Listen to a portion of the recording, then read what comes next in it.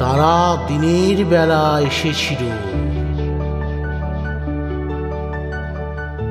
তারা দিনের বেলা এসেছিল আমার ঘরে।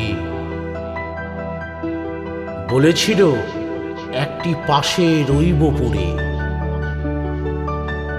বলেছিল দেবতা সেবায় আমরা হব তোমার সহায়। যা কিছু পায় প্রসাদ লব পূজার পরে। এমনি করে দরিদ্র ক্ষীণ মলিন বেশে সংকোচেতে একটি কোণে রইল এসে। রাতে দেখি প্রবল হয়ে পশে আমার দেবালয়ে,